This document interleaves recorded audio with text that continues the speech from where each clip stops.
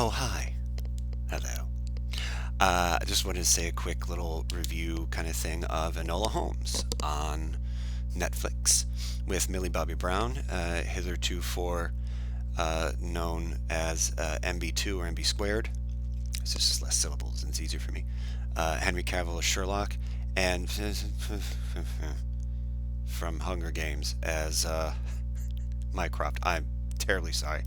I completely forgot the name. And Sam Caliban. There we go. It's not it, but I like Caliban anyway. Tempest. Ooh. So quick review of that. In general, just to put it out there to get it over with, I liked it. It was fun. It was enjoyable to watch.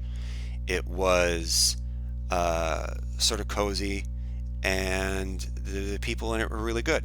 Now, to further preface this, I've been a big, big Sherlock Holmes fan for as long as I can remember, probably.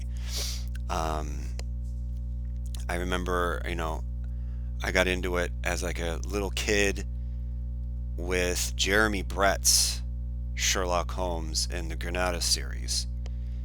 And I'm sorry, that is always going to be my favorite Sherlock adaptation because it is dead on perfect it's as perfect adaptation to film as you can get of any sort of literary thing one to the other. It really is. Jeremy Brett was the perfect Sherlock Holmes, and they did such a good job with everything else in the rest of the show. They had to have a different guy in later sort of seasons to play Watson, but they both did a really good. The two people that they had for it was David Burke and Edward Hardwick, I think. Both did a great job as Watson. And it was, they, you know, the second one seemed to try and do his best to kind of be a little bit like the first one, and it was really consistent. And I like them both as Watson. I don't really have a favorite as to which one I like more. The one I like more is whichever one is in the episode that I'm watching. Jeremy Brett, perfect, absolutely wonderful. Um, I think I pulled some of my mannerisms and some of the stuff that I said from that too, as a little kid. Read the stories as a little kid, not saying that I perfectly followed everything when I first read them, because again, I was a little kid. I mean, it was pre-junior high when I first read them. And I've read all the stories a few times over. I've read all four of the novels. I think the last one was at the Valley of Death. I think I might have only read twice. But Study in Scarlet, Sign of Four, Hound of Baskervilles, read maybe 3-4 times each. Love Sherlock Holmes. I like the Sherlock show with Benedict Cumberbatch, or Bandersnatch Cumberbund, and Martin Freeman, who's great. Mark Gatiss as Mycroft is wonderful, and I think that I did see something where they're like, oh, Enola Holmes, despite the uh, time placement, is a better modern adaptation of Sherlock. It's kind of not, and I'll get into why here in a moment. But I am a sucker for a lot of Sherlock Holmes stuff, with the exception of maybe Elementary. I just was like, this, American TV version of Sherlock Holmes. I don't know if I'm ready for that. I still don't know if I'm ready for that. I'm sure there's good stuff in it. Lucy Liu's pretty rad. Um, and dude who plays Sherlock has to be at least somewhat cool if Angelina Jolie was married him at some point in time. So that has to be some sort of coolness factor at all. Is for me at least. So I go into it sort of like, but I really like MB2. I really like Henry Cavill. And when I've seen Sam in before, I've liked him as well. And Helena Bonham Carter's in it. And you can't really go wrong with that. I mean, if she just sort of showed up in her own clothes and a sandwich board that said, I'm in this, I'd be like, that's awesome. She's awesome. She's great. So you kind of can't go wrong with that. So everyone in it was really good. I thought everyone in it did a good job for what they had. Now, what they had, I'm going to kind of go around for a second, real fast first. What they had was a little meh. Now, apparently, this was also based on a book. I found out at the end credits. I did not know that going into it, or I probably would have tried to read the book first, and this would be going out way later when no one cares. That being said, I think that this is another example of it's hard to adapt a book into one 2 hour or less movie sometimes, because the way it was set up, like the first thing is her mom that kind of raised her almost kind of by herself sort of disappeared on purpose, and then she was initially trying to track her, and then got involved with this whole thing with this young lord who's roughly her age, so of course we have to have a romantic interest, great, and was trying to like disappear but almost being murdered, and all they kind of had like a mystery around it, and it was okay, but it almost seemed too chunky for one 2 hour or less movie.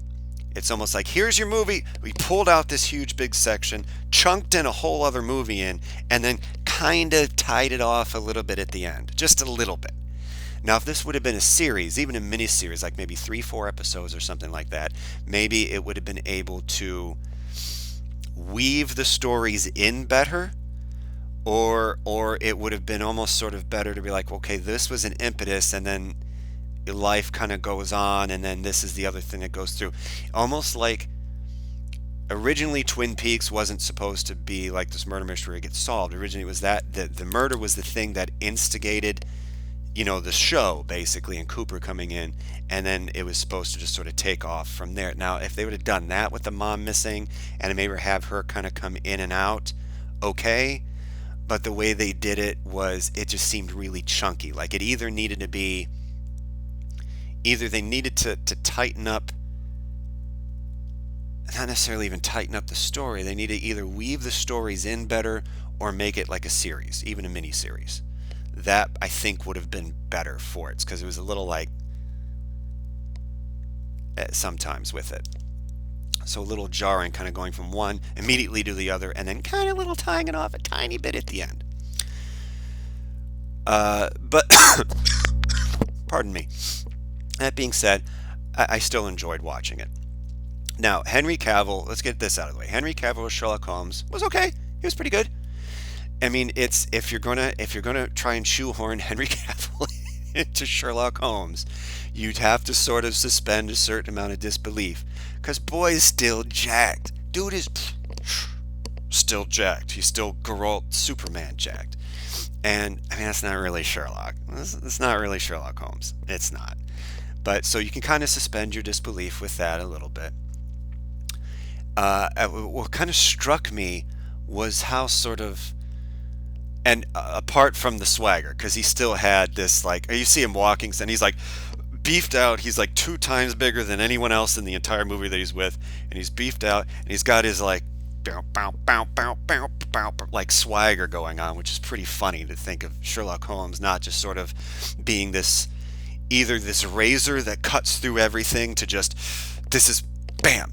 Watson in the stories kind of sometimes will describe him as like a bloodhound. So he's like, is either like this razor cutting through to his thing, or he's sniffing around like a bloodhound. And here's Henry Cavill's big thick ass going bow, bow, bow, bow, strutting through here, swagger going down the street.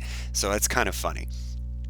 But there were times where he was very, they tried saying that he kind of took no interest, because Enola Holmes' youngest sister, or younger sister, she's the third of 3 children.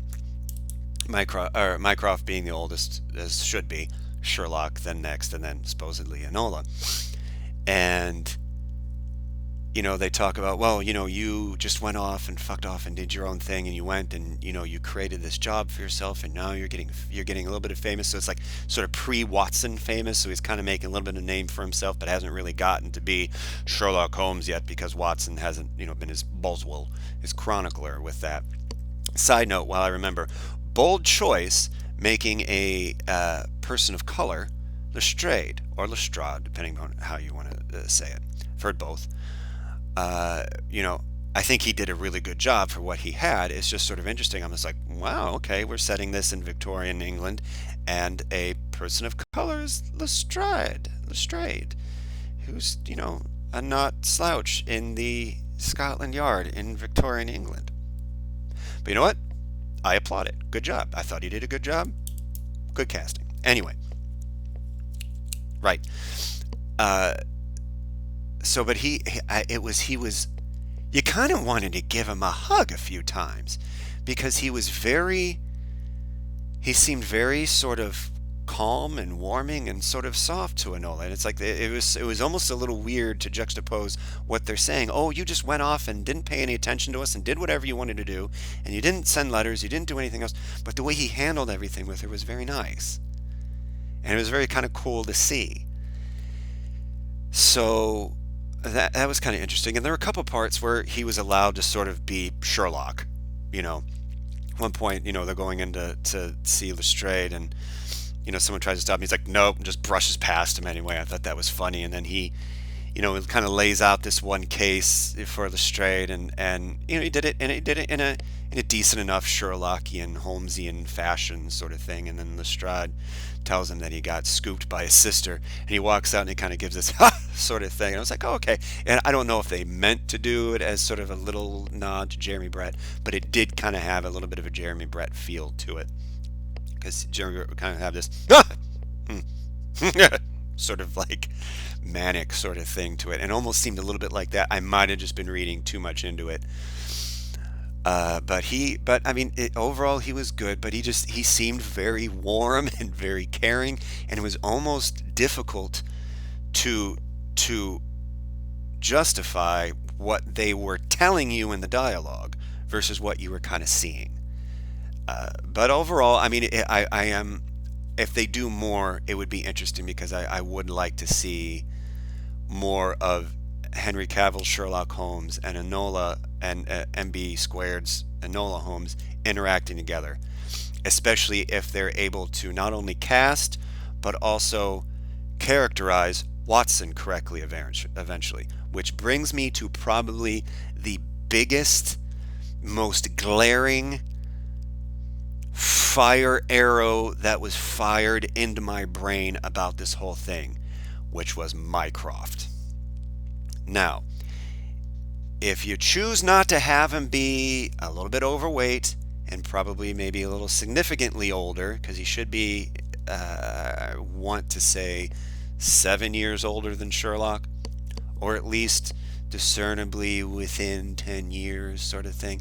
If you're going to have him be much closer to the same age and not sort of chunky, then you need to make sure you get his character correct. Now, the thing with the Mark Gatiss Sherlock version of Mycroft is part of it is he was one of the creators, him with Stephen Moffat, so maybe he just was like, I really like Mycroft and I want to be in it. I don't know if it was like, well, we don't know who to get for Mycroft, screw it, I'll do it. I don't know what the reason was, but since he was one of the creators, you're kind of like, oh, okay, well, this, okay, but he did a really good Mycroft, and one of the reasons for that is because the Mycroft is by definition by Sherlock Holmes himself smarter than Sherlock Holmes. He even says in the story, it was something, the first time you see him, I want to say the Greek Interpreter, and you see him again in Bruce Partington Plans, I think. But the first time you see him is Sherlock is talking to Watson about, oh, well, my grandmother was like French and an artist, and art isn't, does weird stuff in with the family. Take my brother Mycroft, who's smarter than me.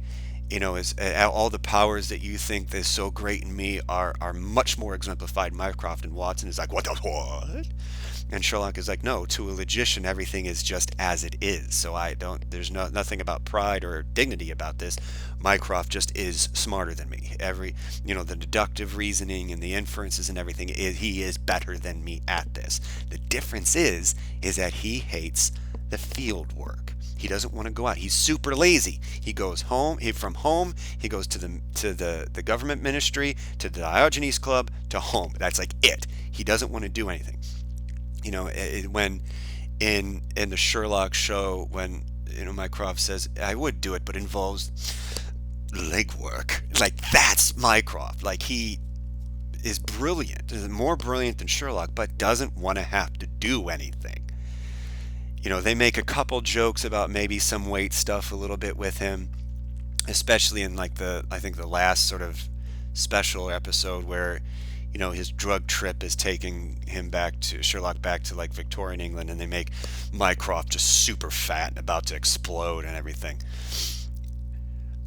But so they make the comment, in the original stories, in the Bandersnatch thing, they make it a point that Mycroft is not only smarter than Sherlock, but doesn't want to go anywhere or do anything. None of that was in Enola Holmes at all. None of it. The only thing they had was that they talked about him being older and he worked for the government. Now, the thing in the stories and even in the Sherlock show and some other stuff, Mycroft, they make a thing. It was like, well, I said Mycroft works for the government. Really, he is the government. His official job is just this minor sort of thing, and he deals with figures and everything like that. But really, when it comes down to it, he is sort of the government, at least at times. But they didn't have any of that. In Enola Holmes, he was like this super hair trigger, sort of anxiety weasel that bear no resemblance whatsoever to the character of Mycroft. Now, I understand you're going to make some changes for film. I understand now that this was a book, something first, but it just wasn't the same character at all. And again, this is sort of book nerd problems, which I do tend to have a lot, but book nerd problem with this, it was really hard to watch the scenes and the things that he would do in there because it was just wrong. When they're talking about Sherlock being the brains in the family, because everyone was sort of overlooking Enola. A, she's a girl. B, she was only 15, 16 in the movie, so she was kind of whatever, girl, fine, whatever. It should have been that should not have been a statement that happened at all. And Mycroft being super, super, super twitchy and taking on involvement for things. Not only taking on involvement for things, but also apparently being really fucking greedy for, lording it over the mom. And the thing was like, well, I sent all this money. What happened to it? And the house is mine now. And she's my ward. And I'm going to do what I think. It was like, this isn't Mycroft. This isn't Mycroft at all. Mycroft would get this responsibility. He's like, I don't want this. Do you want to do this? I don't want to do this. Get this away from me. I'm not leaving London for this. He probably would not even leave London. If his mom disappeared, he probably wouldn't leave London at all. He'd probably sit in his chair in Diogenes Club and think about it. Or look out of the window and think about it and then fall asleep or something like that. He wouldn't have done any of this. So that it was just so wrong that I couldn't, like, the scenes with him in it, I was really bothered by it. So it's like, no, he should be smarter than Sherlock. He shouldn't be this sort of twitchy weasel, and his priorities are completely wrong. Okay, so you wanted to have something that's sort of like an impetus for some of the other work and to really kind of freak her out to leaving. You can have Mycroft just being in London being like, I'm not going to do this, just send her to the school. What's the one school that's nice with the teacher thing? That one? All right, just send her to that. It's fine, I'm done. Anyway, next. His indifference could still drive the plot points that you want to drive with, and still be more accurate to the spirit of the character and everything like that. It's almost like if you have, I'm trying to think of some, it's almost like that bit in the Goblet of Fire movie. Well, in the book it says Dumbledore calmly asked Harry, did you put your name in the Goblet of Fire? And then in the movie you've got, did you put your name in the Goblet of Fire? It's like, no, that's completely and utterly, totally wrong. That is not the character at all. That's not the character that's been established through, these other movies with Richard Harris in it. It's not the character of the book at all. It's absolutely wrong. If the actor didn't read the books, okay, you don't want to read the books because you're a snob about it, then kind of screw you. But if you don't want to read the books because the movies are kind of veering a little bit and you want to be accurate to the movies, but you read the books afterwards or something like that if you want to. I can understand that. I can understand not reading the books if it's like, all right, no, we want to do this with the movies. The books are here, the movies are kind of here. And okay, well, you want to be consistent with that. I can understand, but is absolutely a wrong choice for that. Having it where that's the best sort of um, idea or parallel that I can have with that. Or if you read Song of Ice and Fire and then watch Game of Thrones, but instead of Peter Dinklage playing Tyrion the way he did, which was pretty accurate to the books as long as there were the books to follow, instead he played it as like he was the class clown, but like the silly idiot class clown. The one who's like, hey man, look at me, I made a funny fart noise. Cowabunga, dude. Like, if they try to play him like that, it was like, that's just totally wrong. Totally wrong. So I've been ranting about this for most of the video now because it just bothered me. So overall, oh, the other thing I had to make sure I had to mention is, and I wanted to kind of wrap up with this because end on a positive. End on a positive is Millie Bobby Brown, because goddamn, she is an amazing actress. Really, really, really, really amazing. Like, between Stranger Things and Godzilla King of the Monsters remake, like, she really showed not only a range but a depth and a maturity that people 4 or 5 times her age who have been acting on theater and stage and TV and movies for 40 years sometimes don't show that sort of range and depth with it. And she's already shown like the being able to be kind of confused and learn and kind of have those sort of social mistakes and do that convincingly and well. She's already shown that she has that sort of razor badass, screw you, I'm gonna, like, sort of thing. She's able to do that. She's able to do, like, sort of heartbroken and sad and frustrated and angry and kind of amused. She's been able to do that all very well, both in terms of Eleven, who's sort of emotionally and socially stunted. She's able to kind of do that. Godzilla King of the Monsters was a much more sort of more traditional role that didn't have the sort of basically abuse that Eleven suffered, and but was still able to have like this sort of mature depth about her and everything. But so she had all of that with Enola Holmes, but had also a sort of a much more. She was able to show like a much more of a joy, because the character is very hasn't had the sort of tragic past of those other characters. So she was able to have this much more of a joy about a lot of things. But also, I think something that was really important that she was able to show too was a really amazing comic timing. And not only a comic timing in terms of interacting with people. Like, there was one time at this house, she was able to kind of prove herself and have the family make Lestrade kind of, go away, sort of thing. And she kind of was standing there, like, kind of radiating in her kind of victory. And she's like, oh, me too. And the way she did it, I was laughing my ass off because it was hysterical. The way it was so real and natural, but, sort of funny with that too. It was really funny.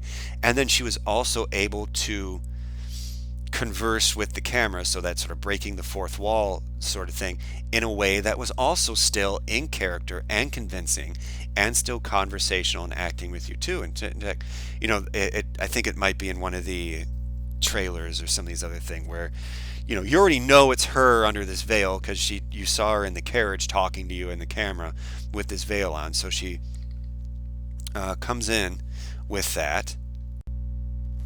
Sorry about that, literally did have to take that. But so she's in, and you already know it's her in this veil, and she's already talking to you, and then she's coming in and try to con her way into this house. And then she kind of very, very stoically, very properly and everything removes this veil. And it's a sort of stoic but dramatic movement and everything to that. And then she's kind of Tizai. And it was really cute and it was really funny and everything too. So she, I think with everything else she's been able to do in what she's been in, and I've only ever seen her in Stranger Things, which is amazing. I love that show, and Godzilla King of the Monsters remake, which I really enjoyed, which was exponentially better than that piece of shit Godzilla movie before that, which was, oh, what am I here to see?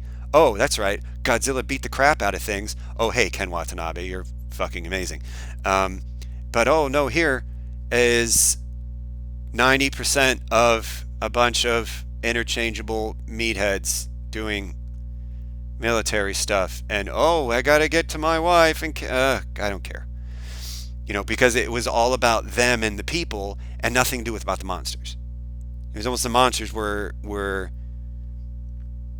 ancillary.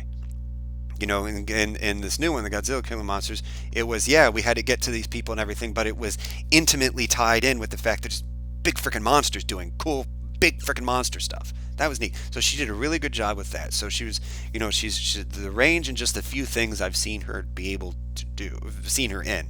Her range with that on those different levels. So she can do the sort of badass and decisiveness and the sort of heartbroken, sad sort of thing on those different levels of that emotional sort of traumatized, as bad as 11 was, and then the sort of a little bit more normal, but still kind of traumatized the way that she was in Godzilla. And then how, just sort of elfin, more sort of elfin, but brilliant and brilliant, I should say. Elfin doesn't necessarily mean that you can't be brilliant too.